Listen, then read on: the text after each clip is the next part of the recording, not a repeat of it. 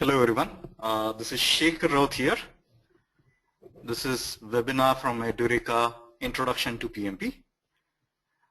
I hope you're able to see the slides in front of you and I'm audible, clean and clear. So if anybody is having any doubts, you can always put your questions.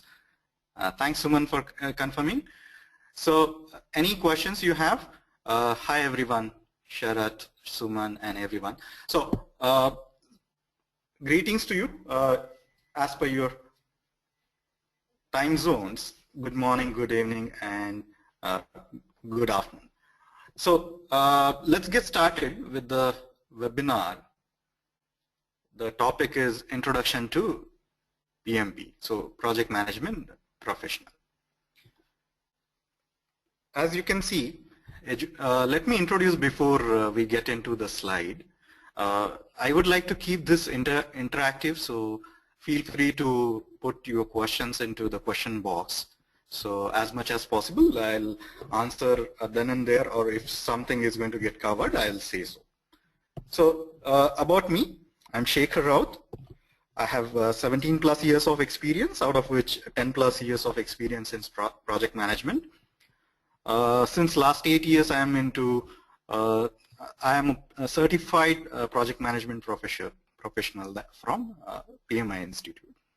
So Project Management Institute. So here we'll see what is PMP, Project Management Professional Certification, and how we go about achieving the same. One of the things that you can see that for giving such kind of training, Project Management Institute, which is based out of US, formed in 1969, quite old institute that way, just for project. It's not for profit organization, and we will see they essentially certify people, the training institute, to take a training. So Edureka, we are essentially registered educational provider, REP.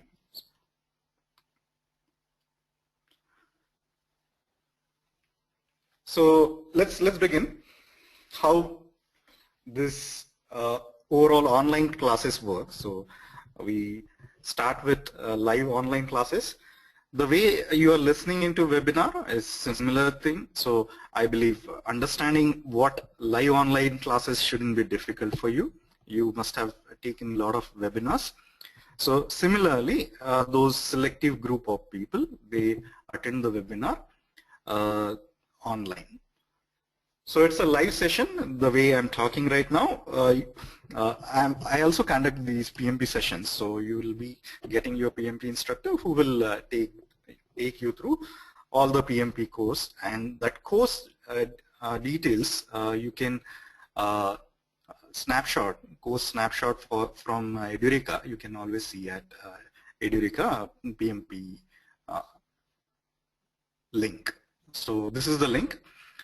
Course details you can see at www.edureka.in/PMP.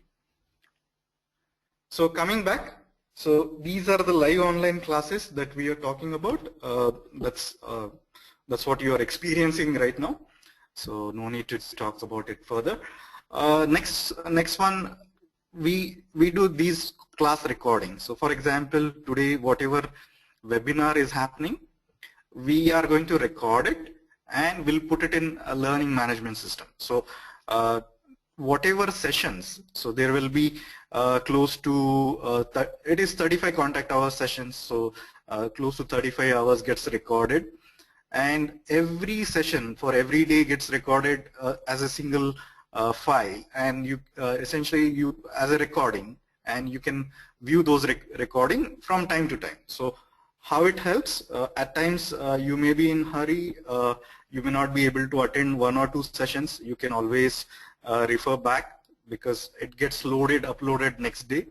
So if you miss a session, definitely you can go back and see what was covered in that session as if it is happening. So everything you will get, whatever questions being asked, whatever was taught in session, you come to know. So these class recordings help you in many ways. I will show you a quick how this all PMBOK.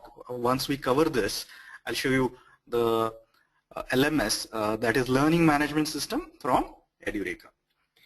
The next one is 24/7 post-class support. So this is very important because we believe in these class recording not only available to you, but also we believe in providing you support after the classes. So let's say these 35 contact hours are over and you have a question, how do I go about filling the form?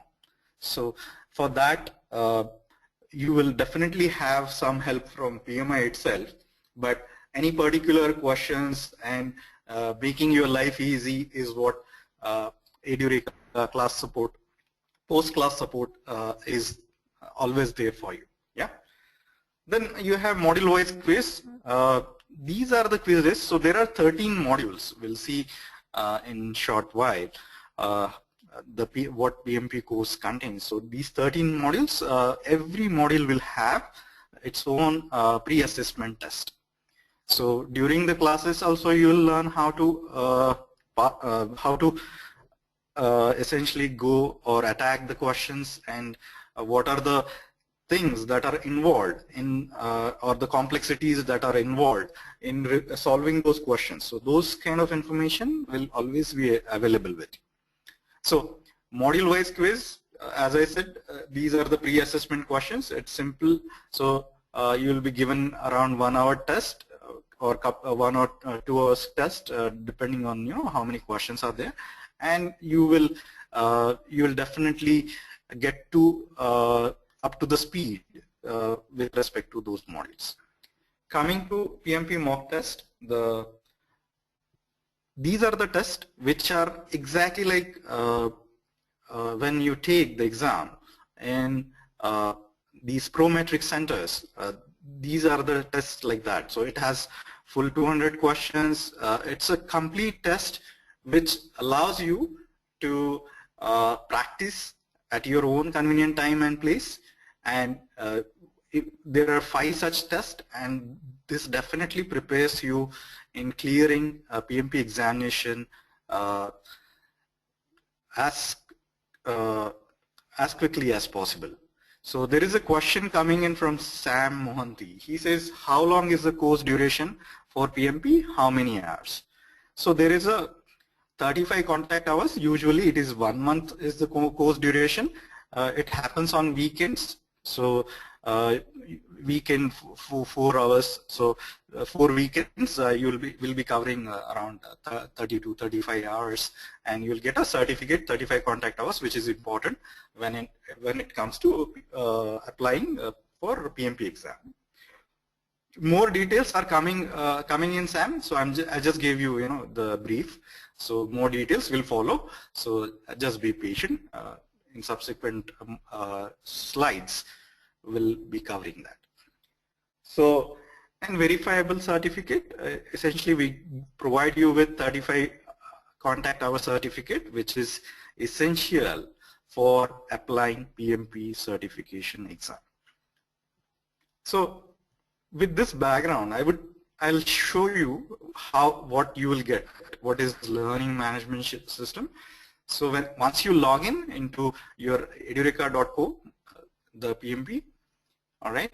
So here you get PMP mock tests. So these 5 mock tests I was talking about, right? And there are 13 modules. You can see right from introduction to PMP certification introduction, project management framework, project management processes, project integration management, scope, time, cost, quality, human resource, communication, risk, procurement, and stakeholder. I'm just saying there are these 13 modules, and every module has these pre-assessment questions of usually of 1 hour. So you can take this quiz and ensure that you are up to speed on that topic. So what happens is a lot of times when you are all professionals and you are already working, so at times you get high priority work at your office, and you may miss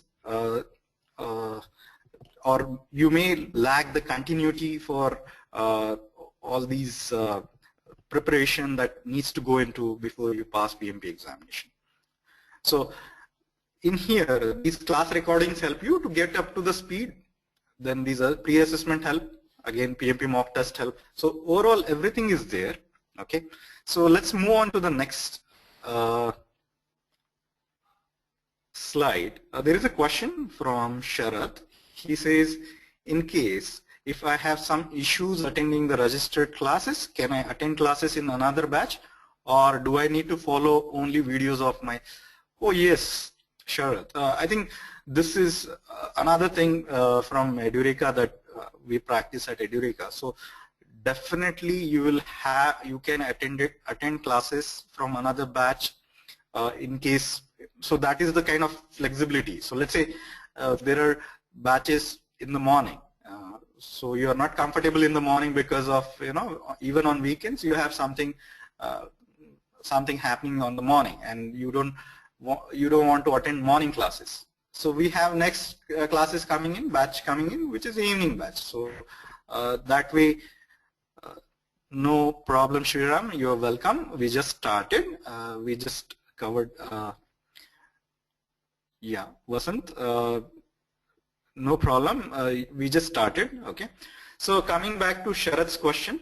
So you can attend the classes from another batch.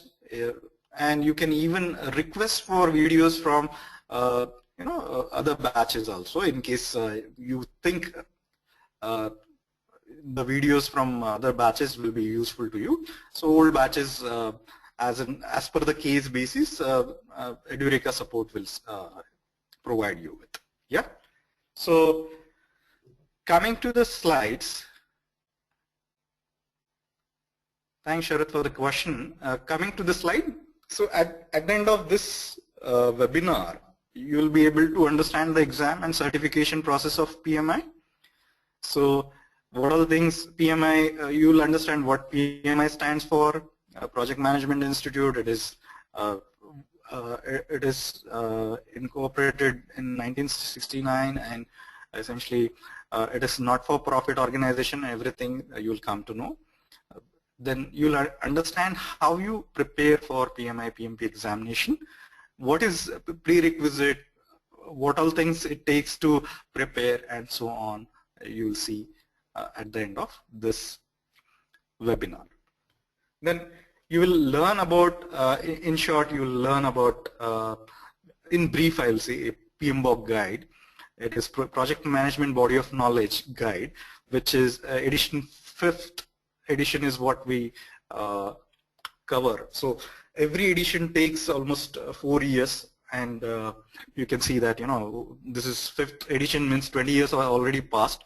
This 5th edition came out in 2013 January, and we are right now into the August 2014. So you can see there is some time. So in 2017 Jan we'll have the 6th edition. So all the processes are followed, all the updates do happen as per the project management field. Any new things that have come up, and those all will be gets covered in PMBOK guide. So we'll see, we'll learn about more about in subsequent side, and understand the project life cycle and its characteristics. So just the basic of what is project, what is project life cycle, what are its characteristics, so that you will have some kind of understanding when it comes to project management. So there is a question from Sachidanand. He asked why it is mentioned PMI and not PMP. So PMI is Project Management Institute, so which essentially has many credentials, starting with PMP, Project Management Professional, Program Management Professional, then Portfolio Management Professional, and Agile. So many certifications, almost 9-10 certifications are there. So this is an institute which comes out with the, which has PMP as one of the certifications, which is very important. We'll see in subsequent slides, Sachidanand. There is a question from Prabir. He says, do we receive a copy of PMBOK guide? Yes, Prabir. So once you become a member of PMI, you will be given your electronic copy of PMBOK guide, which will be password protected, and you can use it. So it's a function of essentially taking the material from PMI. We'll discuss that in a moment. Yeah. So let's move on. We are at right now about PMI. So there is a question from Sachidanand which also gets addressed in here. So Project Management Institute.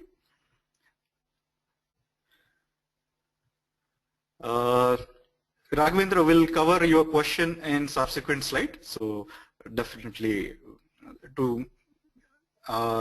I mean, it's not mandatory to give in short answer.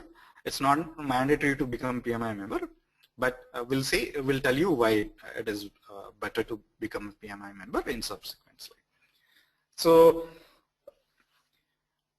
about PMI, so Project Management Institute is not-for-profit association. It was established in 1969. It's a global organization headquartered in Pennsylvania, USA.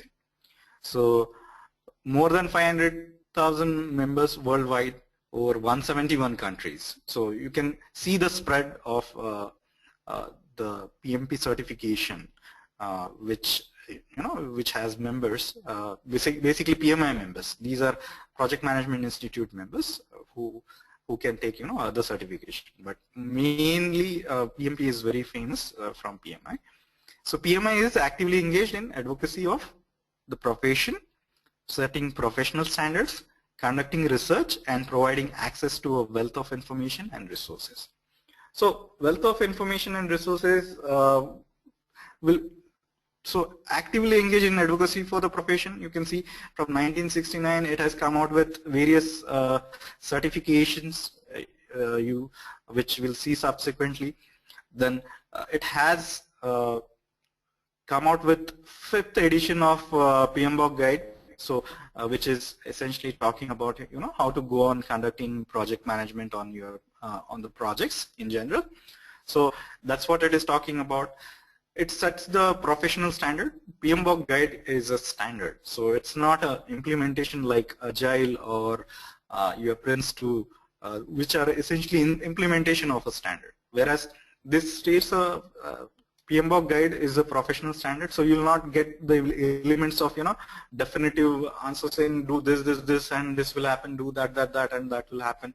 It provides you with standard practices which are proven practices, and which proves that it mentions the processes that you need to follow. It mentions the practices that you need to follow that will ensure you succeed in a project. That's all there is to. Wealth of information and resources. So it provides you with so there is a question from Sam Monty, interesting question which I'll take after this this slide is complete. So coming to the wealth of information, what happens is we need a lot of information, like how is my risk register will look like, how is my stakeholder register look like, who is the stakeholder, so there is what kind of questions I will get, and all those information is available with when you become a PMI member. You will get access to those templates. You can see the risk register template. Doesn't mean that you have to follow the same one. You can have your own one. Your organization will definitely have your own one, but essentially that's the kind of information which is provided. Then it will have a lot of free videos which will take you through various things. So those videos you can listen to. So a lot of information is there when you become a PMI member. So that's how it has, and it is all part of the research that over the period of time since 1969 that becomes available to you when you become a member. Now, PMI also promotes a career and professional development. So what does that mean? When you are, let's say, you have a diploma, so it has something called CAPM. So since we are talking about PMP, but I'm just giving you one example, which so if you are just a diploma, in that case you also get to from once you let's say do CAPM, you can go to a project management professional. So it is kind of, you know, certified associate you become in project management, then you can become project management professional, then you can go to program management professional, then you can go to portfolio man. So you can see that there is a career ascendancy. So in terms of, you know, how you develop professionally. Secondly, it also has, let's say, now PMP covers schedule management, it covers cost management, it covers other knowledge area, which we'll see in a moment.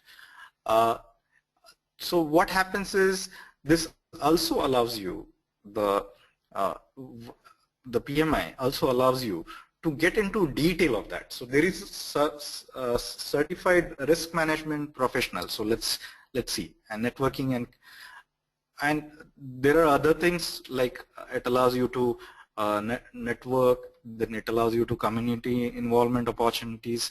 Since it's not for profit, there will be volunteers like you and me who participates in progressing the project management knowledge further. So they volunteers do participate. For them, for that they get PDO, and we'll see what it is in a short time. Before I go to the next slide, I'll take a question from Sam Mohanty. He says, does it give case studies? It will not give case studies. I mean, there will be examples for sure. If you go through PMBOK guide, I believe case studies not as in the management. I mean, if you do business administration, management in business administration course, kind of MBA kind of courses, there you get case studies, which is very detailed explanation of, you know, how few things are done and so on. So it will not be that detailed, but it definitely gives the examples. So if you go to if you open PMBOK guide, you will get all kind of information like, let's say some you have risk management. How you go on doing the risk management? So various scenarios will be given. You will ask to solve those scenarios. Which kind of strategies you will use? Will you use mitigation? Will you use avoid? Will you use transfer? The risk is of two types, negative and positive. So those kind of things will be covered by a project management PMBOK guide. So definitely case studies in detail are not given, but a lot of examples that make your life easy to understand the concepts that are there in PMBOK guide will be given. Yeah. There is question from Srini S. He says, will we be discussing an example from ebook guide? When we take a session, so there are multiple questions that are coming in, even if it is older version. So I don't know which ebook you are referring to. PMBOK guide, that's what I'm assuming. So definitely yes, he says yes, we are. So this PMBOK guide will have examples. We'll take not only those PMBOK guide examples, we'll be taking examples from other material also. So we have our own material in which it is developed by our internal PMP certified professionals, and will be using those examples. We'll be using real life example, like now I have been doing the project management for more than 10 years. So whatever examples in my life that that have happened, let's say there are strategies, how you resolve conflict resolution related strategies. So how I did in my project, how I solved those issues, that will be covered. So definitely there will be much more examples that will get covered, Srinivas. Yeah, thanks for the question. Then there is a question from Sam Monti. He says, so we need to become a member with PMI first, and Edureka course is to clear PMP exam. We haven't, okay, we don't need to, it's not mandatory to become PMI member, but we'll see that it saves not only money, but it allows us to access a lot of material which is well researched from PMI. So we get that access. So that's the importance of becoming a PMI member. So and Edureka course is to clear. Okay, it's a good question actually. So he is saying what PMI is doing, what Edureka is doing. Okay, fine. So here is the case when we have it in the coming slide, but I'll give you a short answer for now. PMI membership is required to enroll for the PMP examination, which happens in Prometric Center. PMI also mandates you to take a project management related knowledge from registered educational practitioners like Edureka.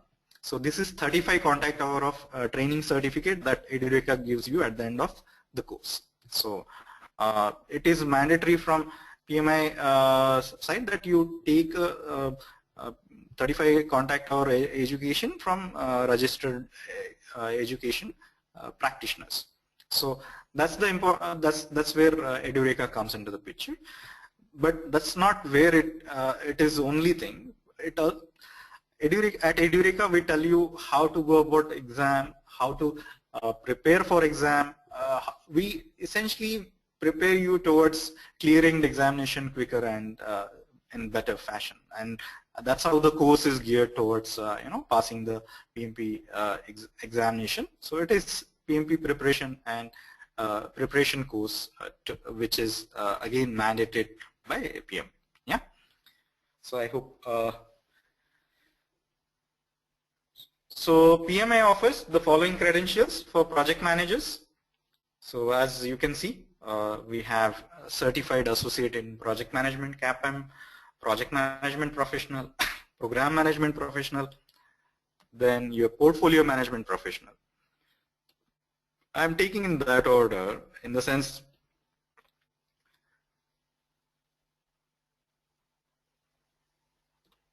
this is your career progression. So if you see you become certified associate in project management in case you don't have a degree, but since this webinar is on PMP, we essentially are assuming that we have a degree, a 4-year degree, and that's what is important. We'll see eligibility criteria in a moment.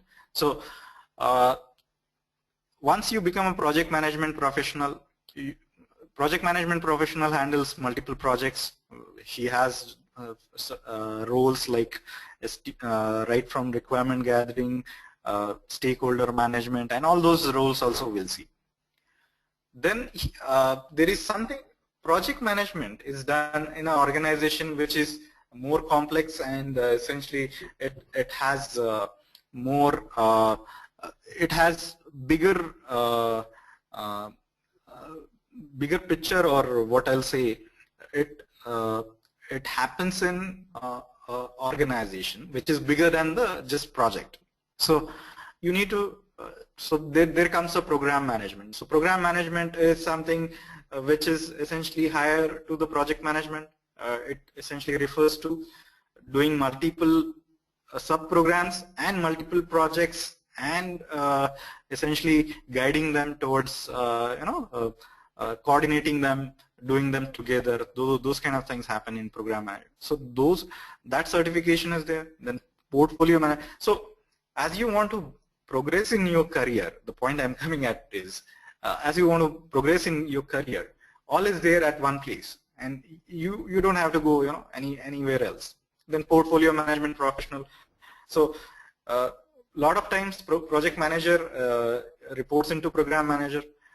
So it is not exact designation that the person may have, but he will be performing those roles of program management. Then these program managers and project managers, they a lot of time report into portfolio managers. So those are the things that you come to learn in with these certifications and credentials from PMI. So that's what.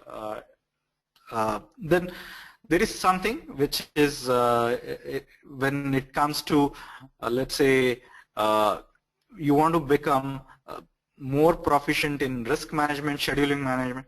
So there is a certification or credentials that is there from PMI. So scheduling professional. So PMP already covers project time management or scheduling related knowledge area as one of the knowledge area, as one of the topic. You want to go deeper into that, that is also provided. Risk management, that is also provided, and so on. So we'll see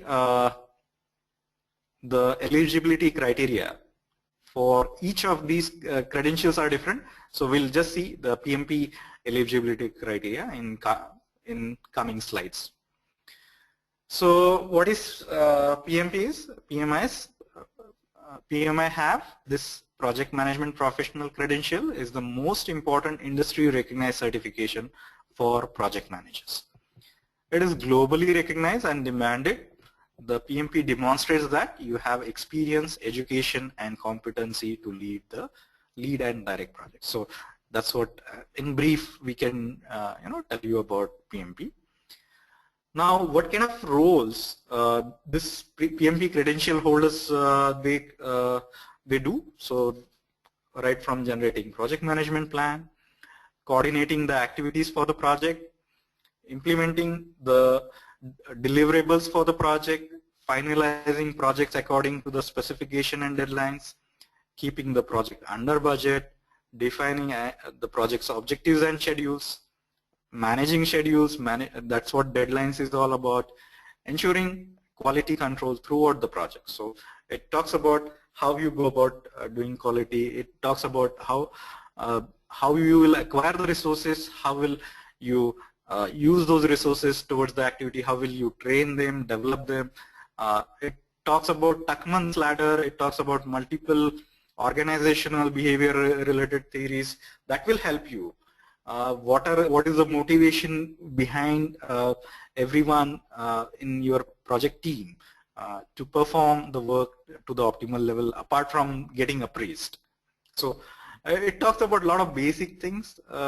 What is hygiene factors, what is motivating factors. It talks about all those things when it comes to, because project is all about getting things done, and when you get things done you need to have a bigger team in case you want to do it faster. So that's where acquiring resources is a difficult process, right kind of resources even further difficult. So there are risk involved, there are a lot of estimations involved.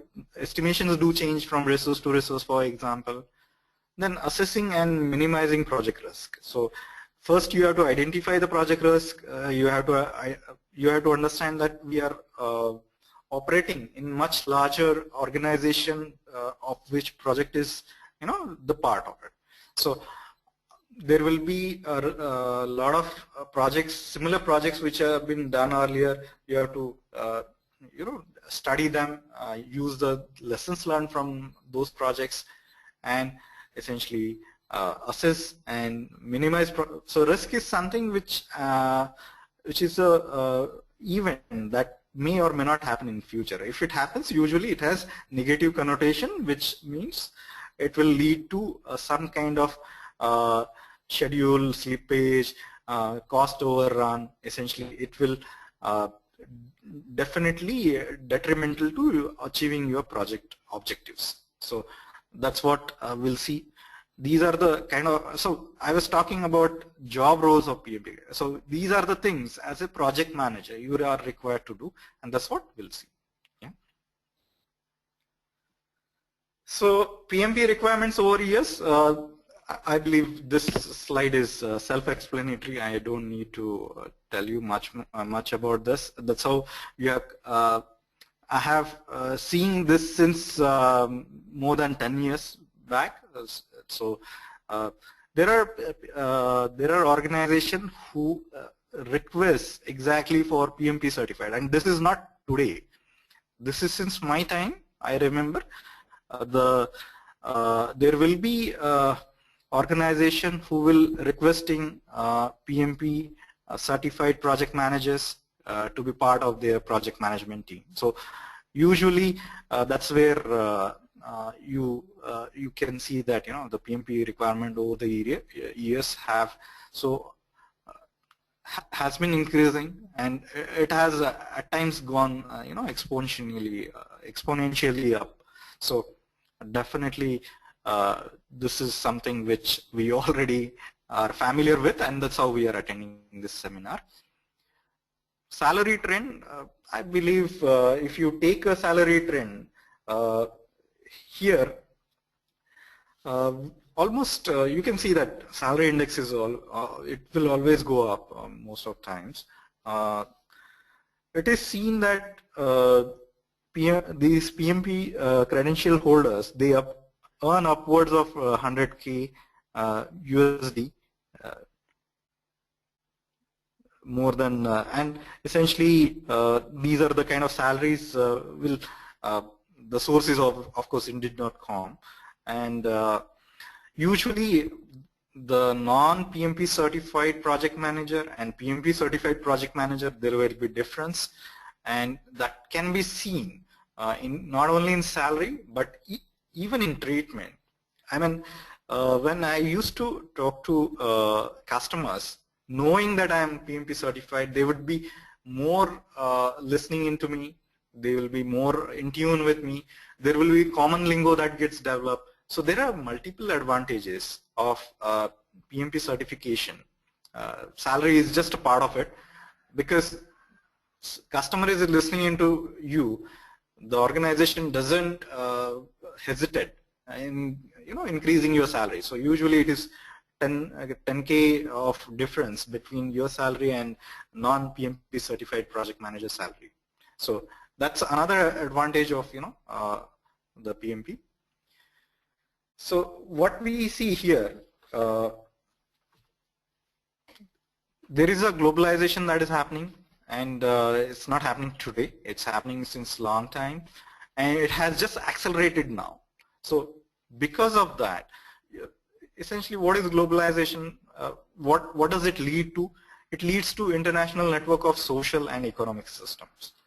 So what does that lead to? It leads to new opportunities and challenges that will arise for leaders and communities. So there will be challenges which will be complex in nature. So PMP kind of certification essentially not only allows you to take advantage of the opportunities that are happening, but also will allow you to, will prepare you to take on those challenges in a structured manner. So that's where PMP certification comes in.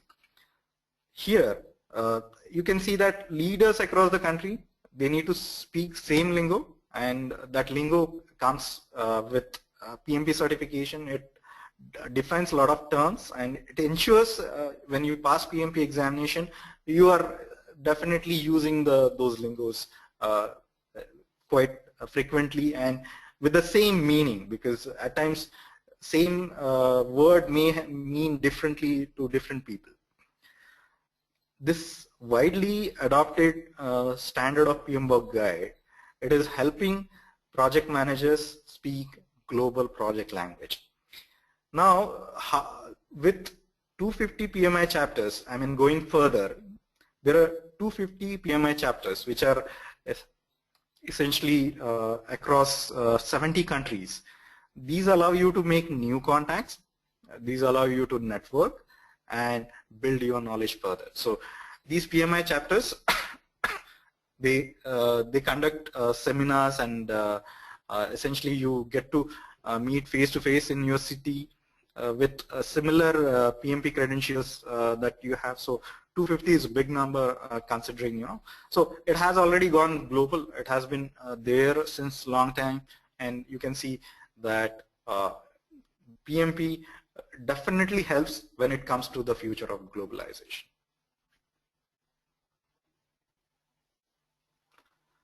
So with that background, let's see what are the prerequisites for PMP certification. So this is to apply the PMP. You need to have either a secondary degree, that is high school diploma, associate's degree, or global equivalent.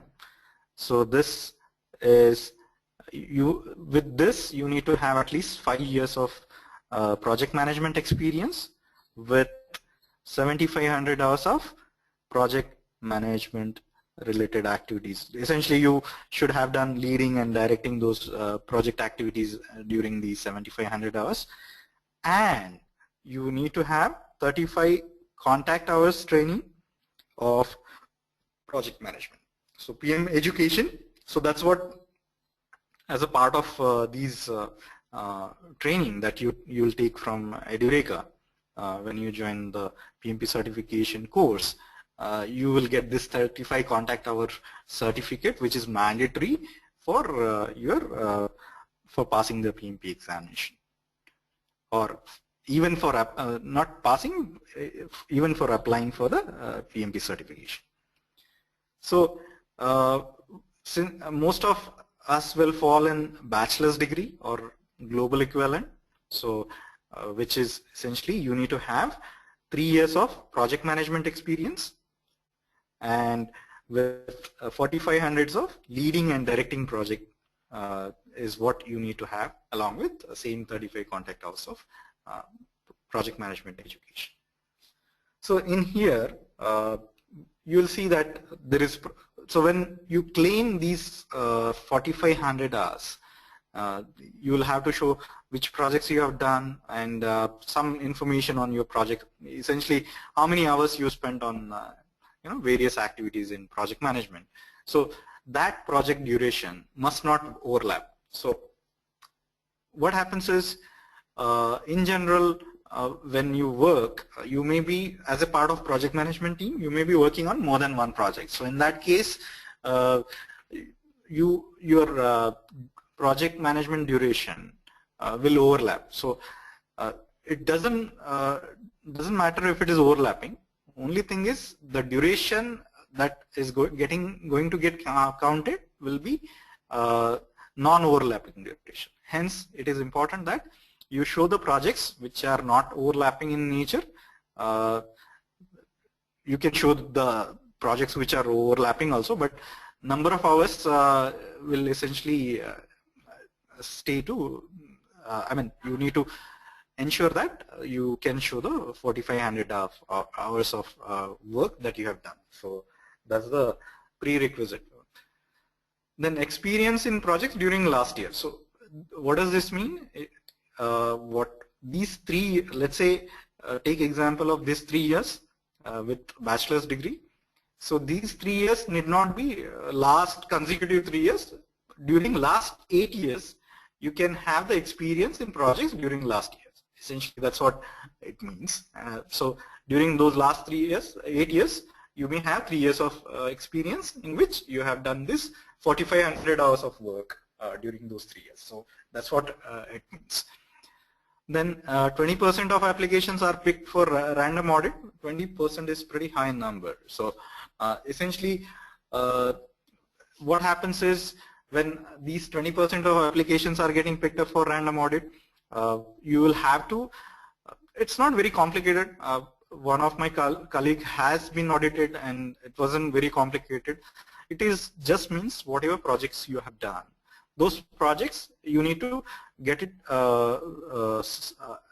certified that you have done these projects from your manager, from the for the organization for which you have done your projects. You get their signature, and essentially that's all there is to. So they have to say that you are the person who has worked on those activities. So That's what it is. Then designation during the specified project management work does not matter. So this is very important point.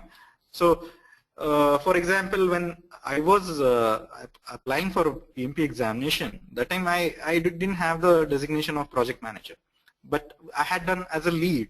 I was technical lead, and I have been doing a lot of project management activities like estimation, then actually directing the team members towards completing the work, reviewing their work, managing schedule, managing cost, and a lot of things that we talk about project management I was already doing. So that's how designation, so you may be a senior, you may be some lead, you may be even senior programmer who is doing all the activities that is required for. So designation during the specified project management work does not matter. So that's what it means. So with this,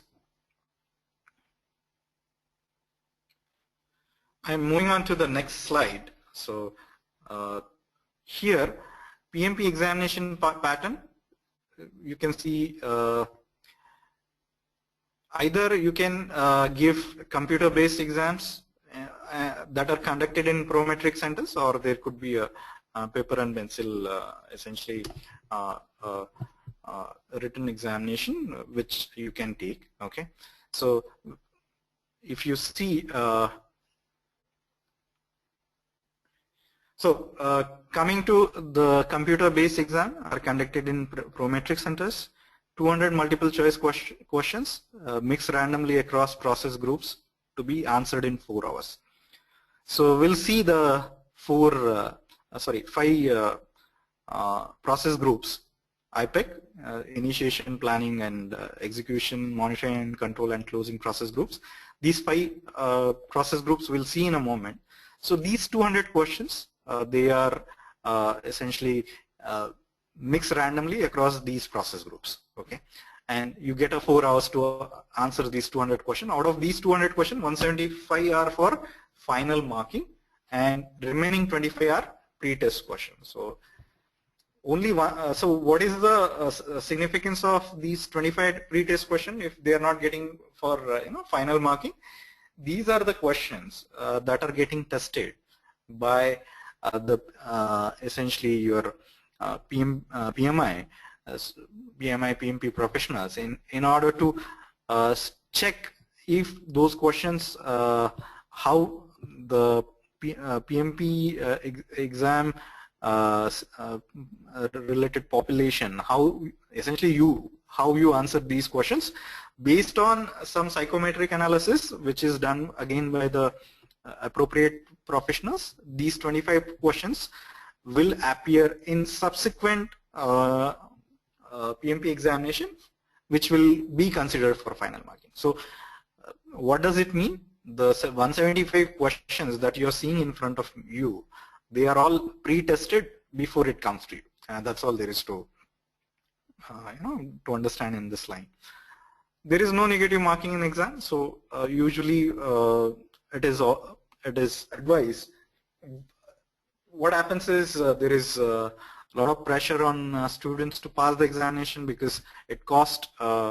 There is a cost involved, there is a time involved, there is a preparation involved, and hence they may be reluctant not to answer. But since there is no negative marking, you should to your whatever your best extent, you can go ahead and answer those questions, all the questions rather. So ensure that you cover all the 200 questions, because what happens is you don't come to know which are those 25 pre-test questions, because they are again mixed. So that's how you have to answer all the 200 questions, and no negative marking will ensure that you at least mark something. There is the Prometric Center essentially allows you to come back to mark for review kind of questions also. You can mark it for review, let's say you're not sure about it, and so on. This examination is developed by a group of individuals from around the globe who hold the PMP credentials like me. Then after clearing the exam, you will receive the PMP certificate by mail within 2 months, and exam scores are confidential. Even but you come to know, let's say you are in a Prometric Center and you give the exam, you come to know then and there itself whether you have passed or failed, and in case you have passed, it tells you, it doesn't give you your score out of 200 you have, or out of 175 you have this score, right? It doesn't give you that kind of information. It gives you whether you are below average or above average in these 5 project management process groups, initiation, planning, etc. I was talking about. So it gives you whether you are below average or above average for these. Coming to the PMP Examination Blueprint, so you have this IPEC. I usually use, so the first, you use first initials of all, you'll get IPEC. So in monitoring and control, you essentially take the second C, so that's how I say IPEC. So that's the acronym I use for 5 project management process groups.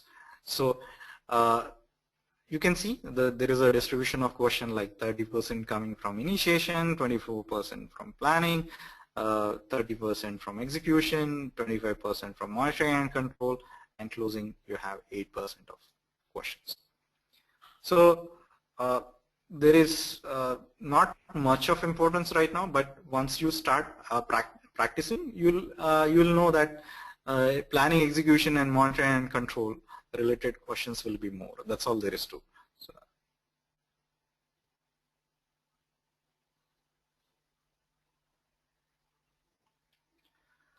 So that takes me to the next slide.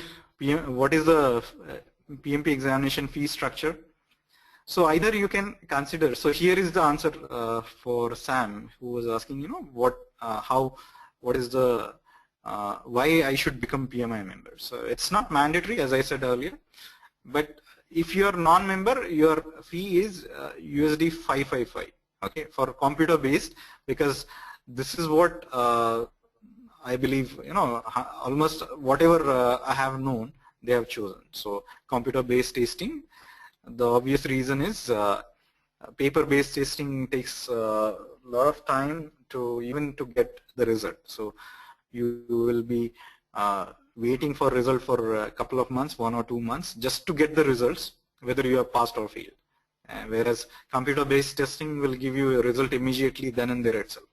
And you will get an email from, next day you'll get an email from PMI saying you have cleared the examination. And certificate will come after a month, but you already know that you're done and there itself. So usually if you calculate, there is some $11 difference if when it comes to you take a membership. So for a when you take a membership, you have to pay, let's say, 139 USD, and if you're a member, then your computer-based testing is costing you 405. So it comes out to be 504. So almost $11 of difference. But importance is not to you are saving something.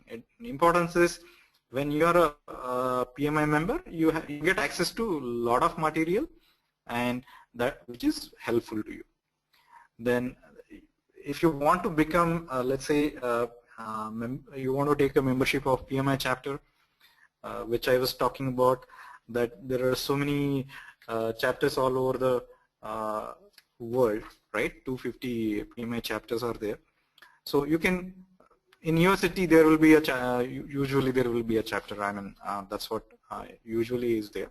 But or this, in case your city doesn't have, then you may have to go to your nearest city and become a member. So it's a nominal fee. Since it is not for profit, it doesn't charge you much for becoming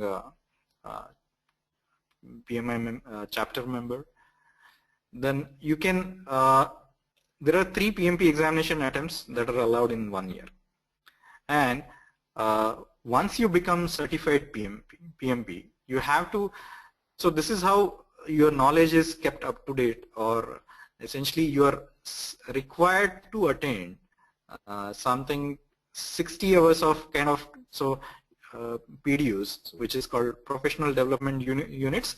So these professional development units can be earned through multiple avenues. One is training, the kind of webinar you are right now attending, you can attend via, so this training can be face-to-face, training can be the way Edureka is taking, right? The training can be, there can be webinars, there can be seminars, and so on. Even this PMI local chapter that you have will also conduct seminars from time to time to eliminate on the case studies that Sam was asking some time back, then the kind of experiences that you can share in those chapters. So that takes me to the next slide, which is talking about PMBOK guide. So far, I believe now most of your questions must have been answered on what is PMI, what is PMP examination, what is the kind of fee, and what are the things that you are going to get. So coming to now, we are just looking, in sample next coming 4-5 slides. I'll take you through the basics of PMP. So this is actually taken from PMBOK guide. So we'll first see what is PMBOK guide. So PMBOK guide is a distilled version of project management body of knowledge. It coexists with the corresponding application area knowledge, general management skills, and interpersonal skills. So it is not something which is different from your application area of knowledge. So application area of knowledge is kind of industry you work in. So you may be working in automobile manufacturing industry or any other manufacturing industry. You may be working in IT, information technology. You may be working in IT hardware or software you'll be working in. So those will be the application area. You may be working in finance. There are multiple examples of when it comes to application that you'll be working. So that application area knowledge, so how to develop software, how to develop hardware, that becomes the application area. How to manage finance or how to go about financing. So those are the application area knowledge. These knowledges, although they will have their own flavor, they coexist with project management body of knowledge. So the assumption here is there is a certain overlap between these project management knowledge and application area knowledge, general management skills.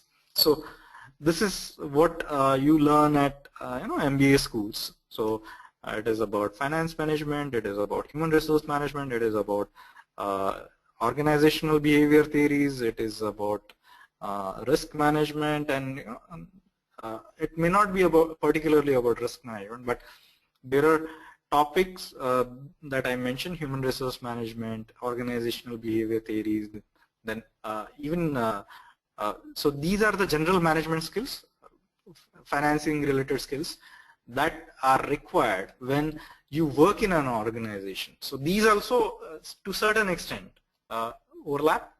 And interpersonal skills, so these are the skills which is also called as soft skills. We all know they also overlap in case of PMBOK knowledge, project management body of knowledge.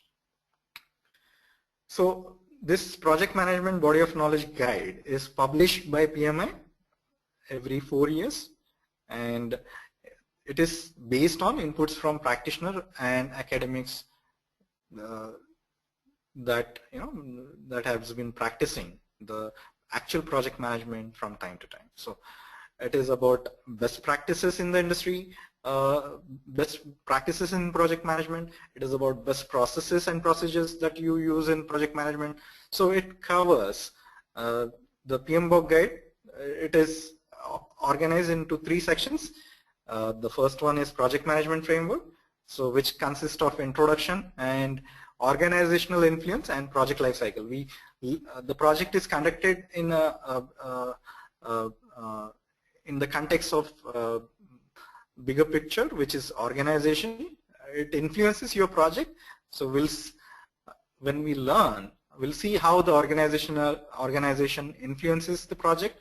We'll see what is the project life cycle in general, whether project management can be applied to only to, let's say, this only one application area or multiple application area, and so on.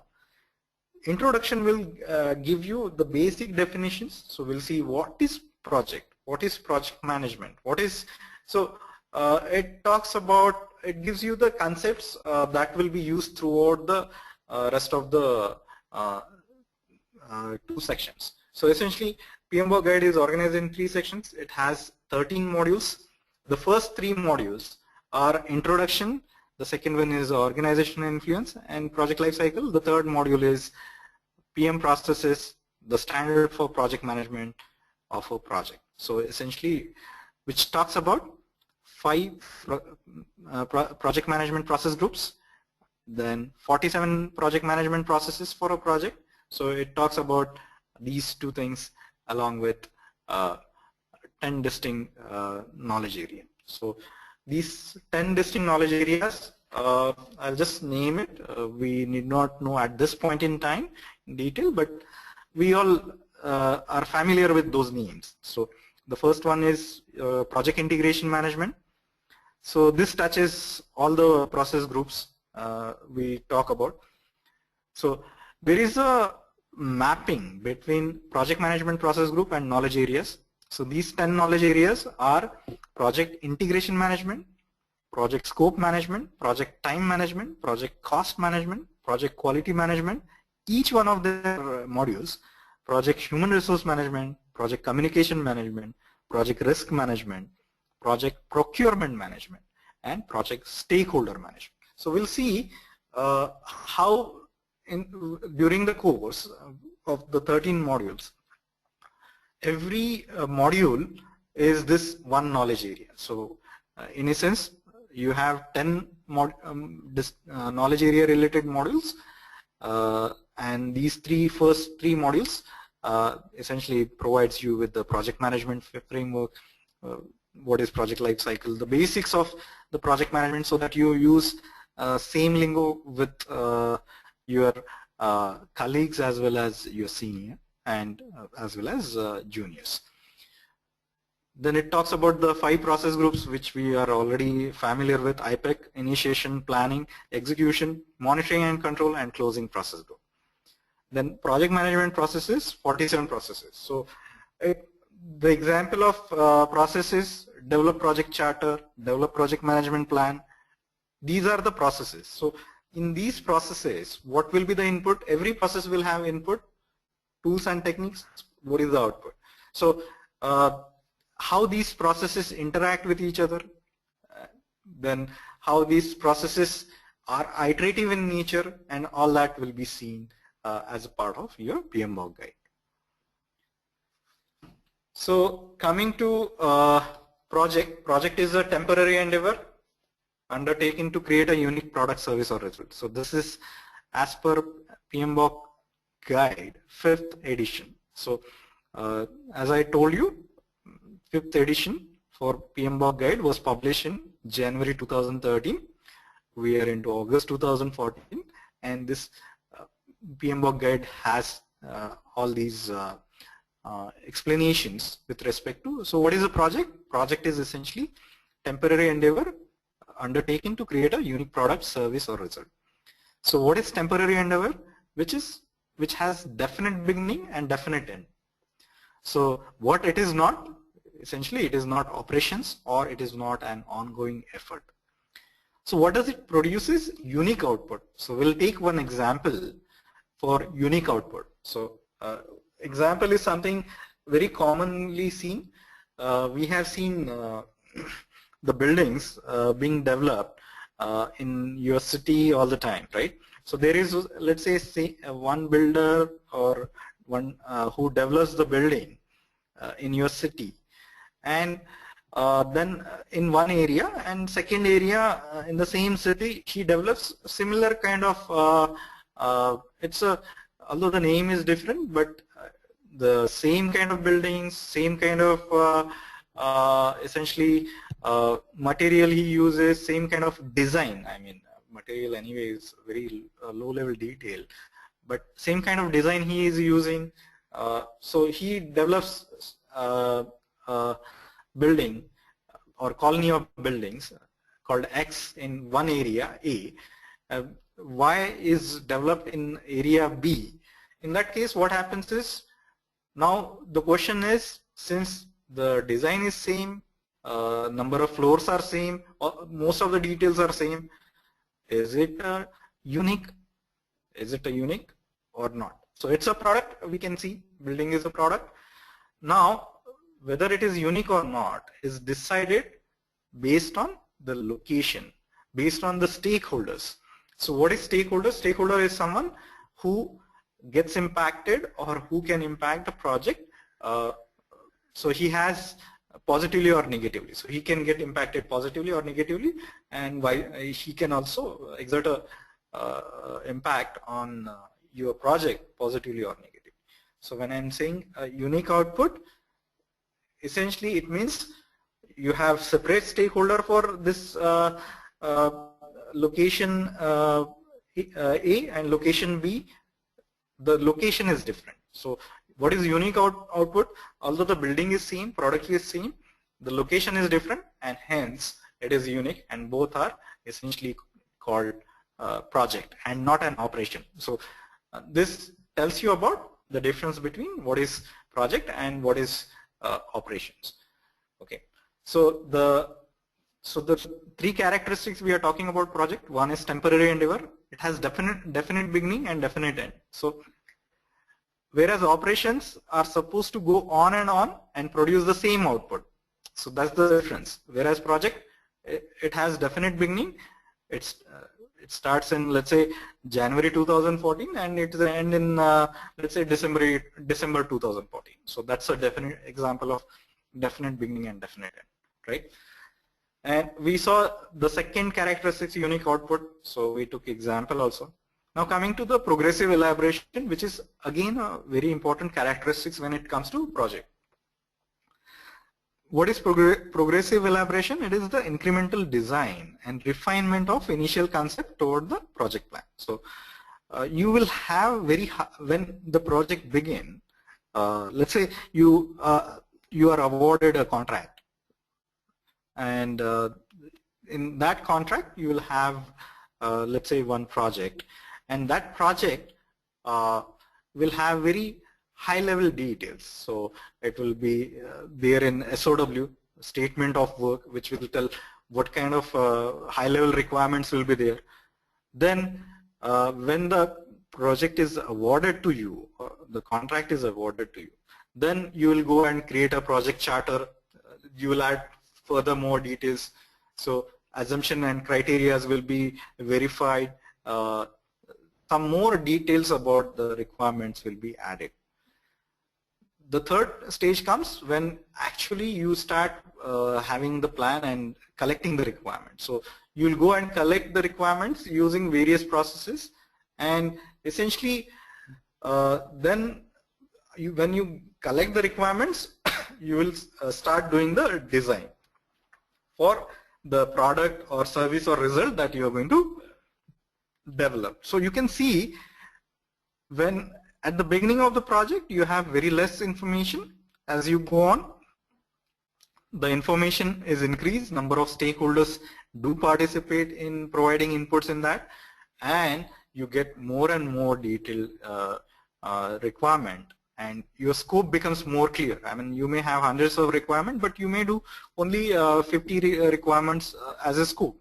You can't do each and everything given the budget constraint and schedule constraint you have. So that's where it comes to progressive elaboration, which essentially your scope gets progressively elaborated, and that's the very important characteristics of a project.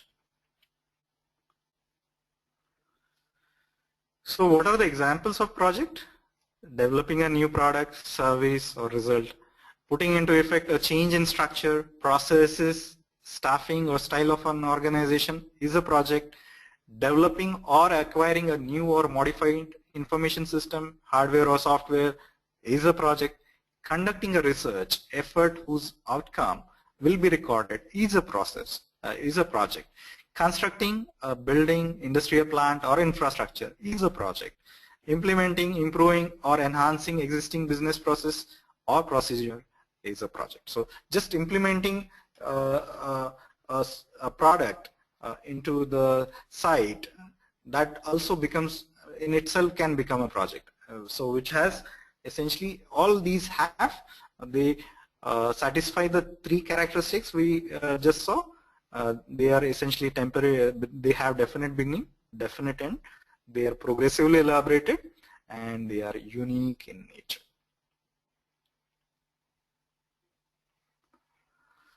So I believe we have a couple of more slides, then I'll open up for questions. So meanwhile, you can keep on any questions that are there with you, or you can always ask them. So project versus product life cycle. A product life cycle is a parent of projects. Product life cycle may start much before the project. So what does it mean? It means even before project starts, there could be something called marketing management plan. There could be something called project feasibility. So even before we begin project, there are activities that are done by your program managers, portfolio managers to select the project. So once a project is selected, it will be either be done by your organization depending on the resources available. So this is where your project starts. So this box to represent your project, which initiation, planning, execution and closing. All this while there will be monitoring and control throughout the project. So it happens for initiation, planning, execution, closing. We'll see in a moment another slide which will also explain in detail that project is essentially done in phases, so which we'll see in a moment. So this slide is depicting that product life cycle is much, maybe much longer than your project. So once you develop a product or service or result, usually it will go in operations. So your product or service, let's say you have built a service for telecommunication and you have put it in operations. So what happens during operations? There could be enhancement projects, which is different than building that service itself. Okay, so you can see, and these operations will go on and on, like billing and all your telecom equipment management kind of operations. They go on and on for over the period of years, whereas this can be done within a year or 2 years, whatever the duration is. Okay.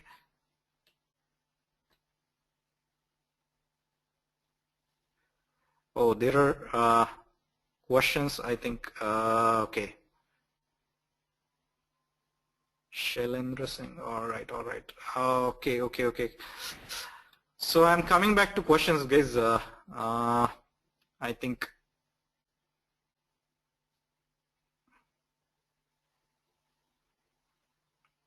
Wow, there are many questions. So what I'll do is, since these are, I'll go by the questions after I finish the slides quickly, because there are quite a few interesting questions which I'll cover after the slides are over.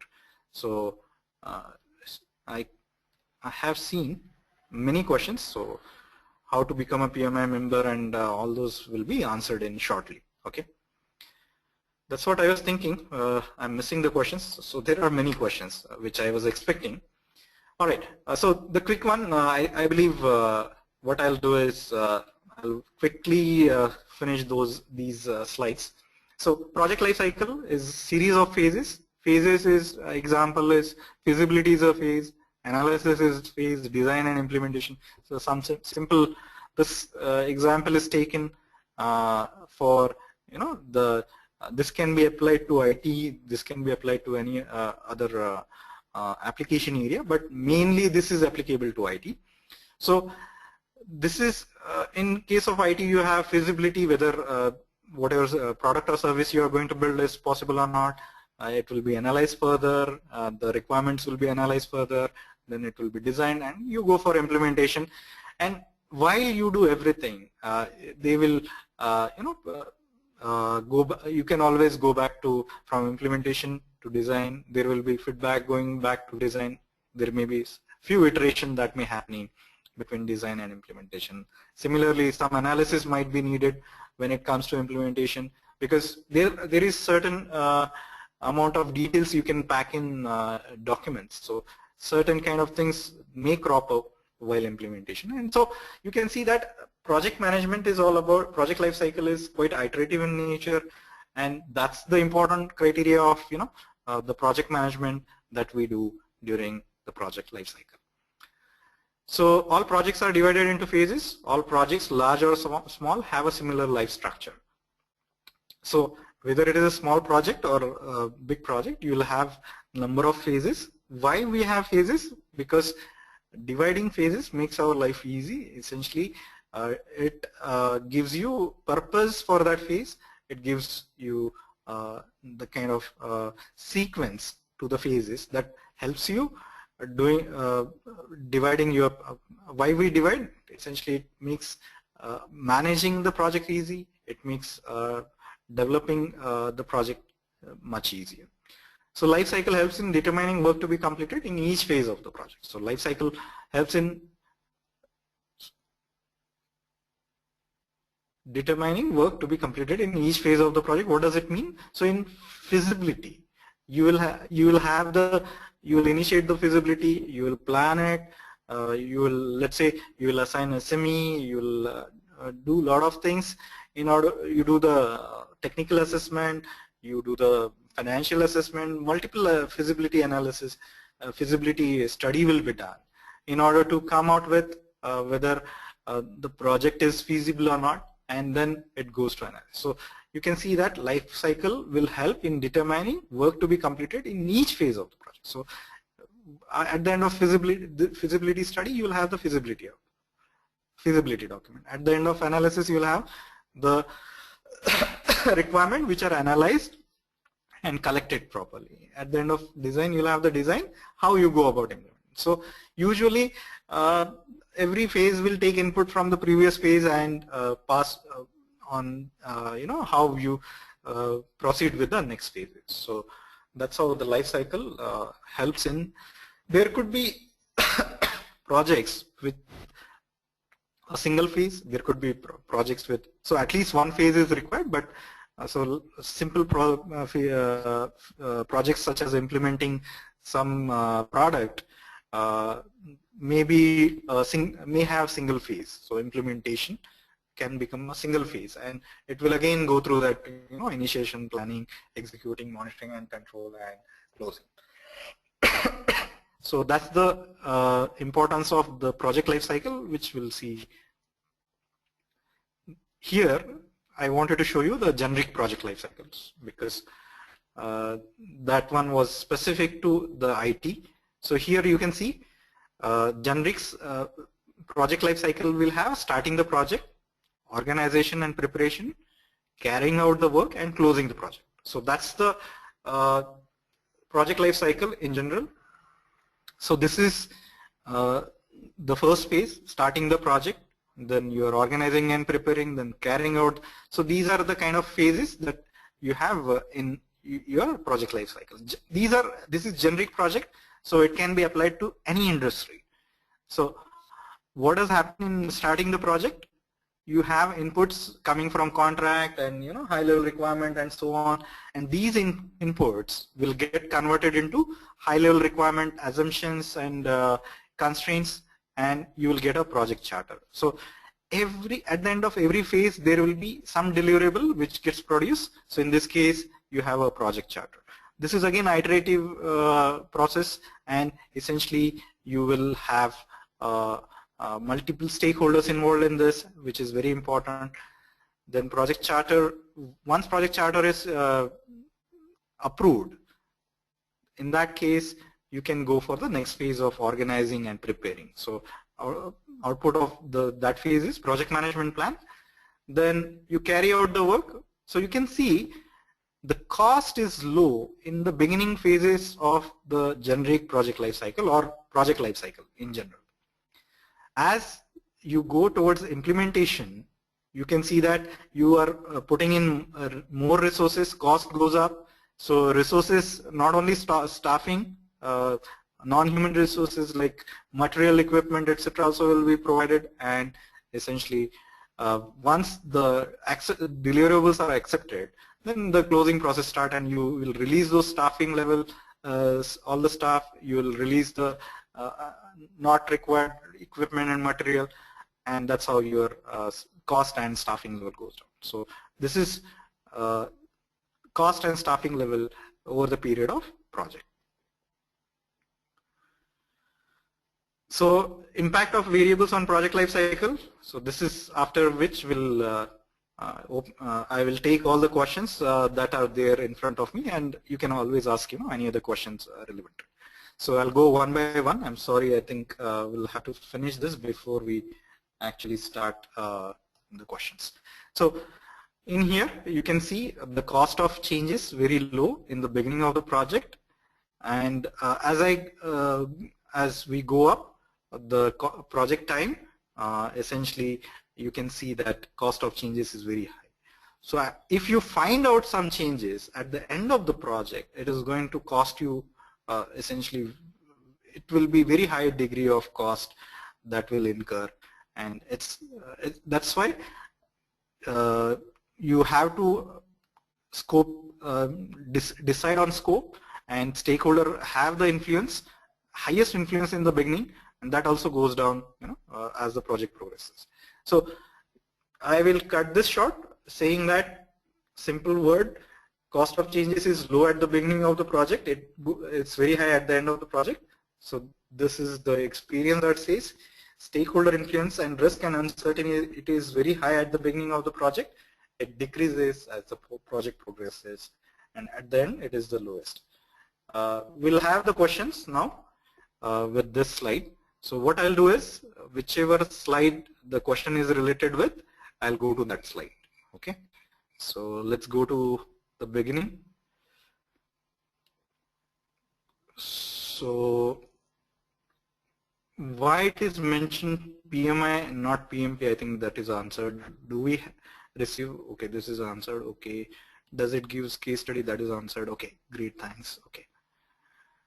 So there is a question from Srini, usually how many days of preparation is required to clear PMP exam? So I will take, there are many questions, so we have sufficient time, so let's try to cover it as quickly as possibly, one by one. So usually how many days preparation is required for clearing PMP? So 35 contact hours, let's say it takes one month, okay. So you take that training, then you will start your own preparation. So study is over, now you will start your own preparation. I have seen people clearing the exam right from within a month's period to years period. So it all depends. So if, let's suppose you are not I assume you are a working professional. So what happens is, in general, you will take 3 to 4 months to prepare yourself and come to the stage where you can pass PMP examination easily. So here I am assuming you haven't taken any leaves, and essentially you're working and you're doing part-time study of 3 to 4 hours a day. So that will lead you within 3-4 months you can clear it. But there are examples, like in case of my colleague who appeared, she took a leave of 2 weeks. So she got 15 days, she prepared, appeared, failed. Again she took a leave of 1 week, 10 days, and essentially she cleared in the second attempt. So it all depends on how much risk appetite you have, and essentially how much my take is 3 to 4 months is good while working. But if you are anyway, when you're taking exam, you'll take at least a week's leave. That will give you 9 days of preparation. So 9 to 10 days of preparation, last preparation. So I believe 2 to 3 months should be fine in that case. So that should answer Sriram's question. Then Shailendra says how to become a PMI member. You can go to www.pmi.org. So I'll just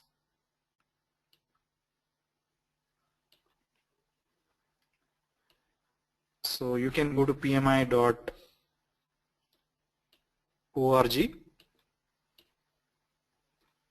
www.pmi.org, and there you can pay the it's online, so you can it's connected with payment gateway and all, and essentially you can become a PMI member over there. You will get you'll have to do the registration, you'll have to pay the fees, and you'll become a PMI member. Then in 35 hours of course needed for PMP only, in that case 35 hours of course mandatory for each certification. Sam, we are talking about PMP only, so every course will have its own requirement, so they are different. Only in case of PMP, 35 hours of contact, 35 contact hours of study is required, or course is required. Then question from Abhijit. He says, do you mean that diploma holder cannot take the PMP certification without CAPM? No, he can take it. We saw that, right, Abhijit? That maybe this question he asked before. So Abhijit, I believe you already got the answer that without CAPM you can definitely take PMP certification, provided you have 5 years of, so let me go to that slide. So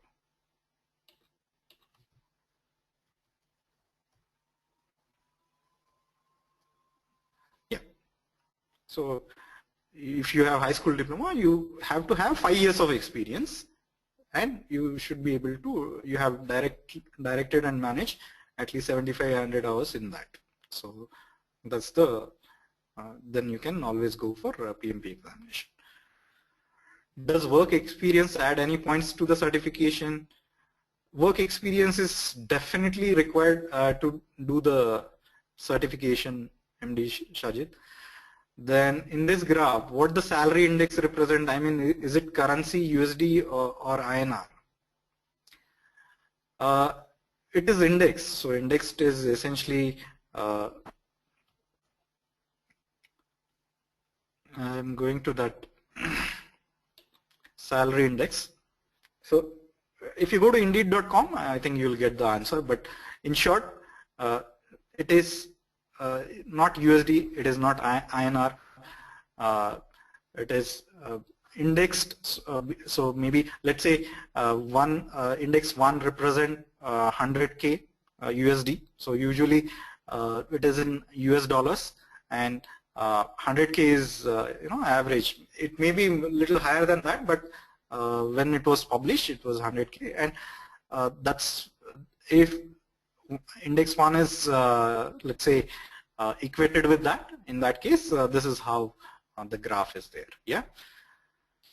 Then will it be useful or added advantage for senior level software architects doing PMP certification? Yes, I have seen a lot of, so this is coming from Sikamani, I'm sorry in case I'm not pronouncing it correctly, but answering your question, I have seen a lot of software architects doing the PMP certification because it gives, they become multi-skilled, and essentially being a application area expert, being a project management expert, it becomes, I mean, your salary will be even higher. That's just kidding, but basically it does help you because you become multi-skilled and more useful to the organization. So it is definitely, I have seen a lot of architects doing that. Does a MBA need PMP? This is a good question from Sam. I have seen a lot of MBA doing PMB. So what happens is MBA talks about general management. So as we have seen, whereas PMP is project management profession. So if you want to show your proficiency in project management, so for that matter, you don't need to even MBA to run a project. I have seen a lot of non-MBA, non-PMP people, they are running the project. So you really don't need a PMP to run a project. So even same applies, like if you're an MBA, it doesn't mean that you need a PMP just to run a project. You can still do that. Only thing happens is you are more recognized, you are essentially towards what I will say, we are actually short of time. So all right, I'll just cover the questions that I have over here. Okay, I believe most of you are still here. Yeah, so in short, if you are MBA, if you do PMB, it helps you, and I would advise you to, I myself am a MBA, I have done PMP, and I have been immensely benefited by PMP certification. So I believe, you know, it's a good step if you add a PMP certification to your repertoire. Sharath, how will I authenticate the PM experience? So there is a process which will be explained in case your application goes for audit. Don't need to worry at this point in time, which is easy to do. Essentially, you take a single, you get it authorized from your project manager, and he will also have a seal, he will also put a seal from the organization, because that's where your project management experience will get authenticated. Then Sachidanand, what if I take 35 hours of education but don't satisfy 4,500 hours of PM jobs? Can I use these 35 credit next year? Yes, you can. You can. Till last 8 years of experience is counted. So these 35 contact hours within last 2-3 years, you know, you can definitely. I believe it is couple of years, last couple of years when it comes to 35 hours of contact education. Then Sam has a question, if I don't have any project management experience, but I have lead experience, do I qualify to appear? Yes, you appear. I myself was tech lead when I appeared for PMP examination successfully. Do you need employer certificate for verification, or only resume will do that? There is a separate application that you have to do, so you don't need anything to apply. You just need to fulfill or input into the application form. Truthfully, you fill the information, and when it comes to audit, in that case only this authentication and all that will come into the picture, so not otherwise. Then how does one get these hours of experience if every employer asks for PMP certified resources? So Rakesh, I believe your question is coming from if I am just have less than 2 years of experience, how will I show? So essentially that's what PMI has stated, and it requires that kind of experience. So as I said, you don't need to be a project manager to have that kind of experience. So PMI is not asking you to become a PM, and so it's like egg or chicken first. So definitely you don't need to be a project manager designated to do the project management work. So you will be estimating, you will be directing your team. So any kind of lead will direct the team and all. So I believe that is also answered. So Sachidanand, I'm tech lead but doing many PM tasks. Yes, Sachidanand, by now you should be very clear on that, I believe. Then if I have 10 years of experience on all the lines of developer and don't have PM experience, so I have another, I'll take another five questions because I have another 5 questions. So if I have 10 years of experience or in all lines of developer and don't have any PM experience, although work for different project, am I not eligible to write PMP? Srini, as this is got it from your last point. Okay. Thanks, Srini, for confirming and saving time. So Raghavendra, do we know which are pre-test question? I think this is also answered. You will, okay. You will not come to know which are the pre-test question and which are for final marking. So otherwise you will answer, you may not answer pre-test question at all. So you will not come to know in those 200 questions. Do we get the pass or fail immediately if you are in Prometric Center? So in that case you get immediately. If it is handwritten test, in that case it takes a month plus. Around month basically. How much is the maximum percentage to clear? There is no set maximum percentage to clear, but when you are this is more towards clearing the exam. So let's say you are taking these mock test and you are hitting around 75-80%. I think you will clear. So it varies the complexity of there is not a single question paper that is being asked. So the complexity varies from question paper to question paper, and hence the marking is also it also varies from passing percentage also varies like that. So there is no such passing percentage, Sam. Computer-based test means score IT related or something else. Computer-based test means Rajiv, you will be given in Prometric Center when you visit, you will be given a computer on which this test will happen, and you will not be able to even use calculator. There will be calculator that is coming from the Prometric Center itself, and essentially you will be only having those questions and options. You will be selecting options and so on. I mean, that's what it is.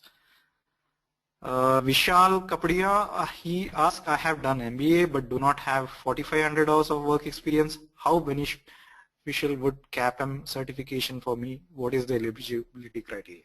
You can visit PMI website, Vishal, and CAPM definitely helps.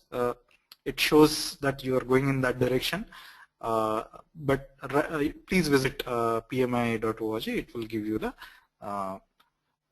this is CAPM certification related eligibility criteria. It seems that I have lost audio. Shailendra, I'm sorry. It may be from your end. Sam Honti, it happens, and that's the webinar related common. You'll have to be patient. So how many mock tests? How many mock computer-based training for PMP we get from Edureka? So 5 mock tests you get. I believe that those are more than sufficient, Sam. Good question. Sharath asked, in general, how much time will it take to complete PMP? Understand based on the individual capability. However, just want to understand average time. So I think this is already answered. Around 3 plus or minus 1 month. Does enhancement assuming you are working, does enhancement to the existing application considered as a project? Yes, usually enhancement is considered as a project, a small project albeit, because it will have definite beginning and definite end and so on. Does product life cycle cover operations? Yes, product life cycle definitely covers operations, as you have seen, and it comes to an end at a particular point in time, Srini. Sharath asks, if enhancement considered as project, then can I include enhancement under 45? Yes, definitely you can consider Sharath. You definitely can do that. I run my own business, Sikamani says, and self-employed and software consultant architect. And I don't have peer as I own business, but I managing projects for more than 10 years plus. Will that be enough? More than sufficient, Sikamani. You are definitely eligible. Please go ahead with your PMP certification. All the best. Sharath, can I access your course throughout my preparation till I am certified? Not only throughout the so this learning management system is available even after you complete this course. Not only after, even after. So it's a lifetime access, that's what we give, and that's what Edureka give to you. So I hope that helps you. If I miss any class in the middle, how can I bridge that? Usually, whatever missed portion that gets recorded, you'll have to see the LMS, or if it is very small portion, you can always ask the instructor of the class. He will definitely cover that portion again for you. Can I access course through mobile? Yes, Sharath, you can. Mobile, I'm not sure. You may have to ask. Yeah, we will be finishing in 2 to 3 minutes from now. So just I'll take these last 2-3 questions. Can I access the course through mobile? Yes, I believe so far not, but we may be working towards that. But as of now, I believe it is not. You can always check with your tech support, when it will be available. I'm not working currently, but I have about 14 years of experience in IT. Also handled projects about 7 years. Yes, Shanta, Jaykumar, you are eligible for PMP, and so anything for within last 8 years, you just need 3 years of experience, which you can say, so to take an exam. So definitely you are eligible. Please go ahead. It will definitely help you in finding the job also. So your prospect of getting job and getting promoted and all increases substantially when you are PMP certified. All the best to you. Sharath says, do we need to go through PMBOK as well as Edureka material? I will advise so. It will be helpful, but both are like talking about the same thing. So it will be beneficial if you go through PMBOK guide as well. We don't need to go for Six Sigma Black Belt if we take PMP. Yes, that is not part of PMP training, and it is not required for to have Six Sigma. Yeah, so you don't definitely need. Sharath, Sam. Then Shanta Jaykumar, this is the last question I'm taking. Do you conduct any mock exam at the end of the course? We don't conduct separately. It's as per your own time and place convenient to you. So you can take these tests, full-fledged test, which depicts, they are very close by representation of what you actually will get asked in PMP examination. So I hope that answers your question. All right, I think I have come to the end of the presentation. Thank you everyone for participating so actively. I covered all the questions that were asked, and I hope you will become PMP certified professionals soon. Wish you all the best. So there is last question I'll take before I sign off. So what happens if my last project manager has left the organization? In case of there will be someone from the organization where you have a project management experience who will be able to certify that you have done that project management. So you have to contact who has taken in his place. Yeah. So that's about it. So thank you very much. It was nice speaking to you, and I hope you got the importance of PMP certification, and we at Edureka try to ensure you get certified as quickly as possible. Thank you very much. Bye bye. Sachidanand, I'm not from Orissa. I'm from Maharashtra. All right. Thank you guys. Bye. See you soon in PMP training classes. Bye-bye.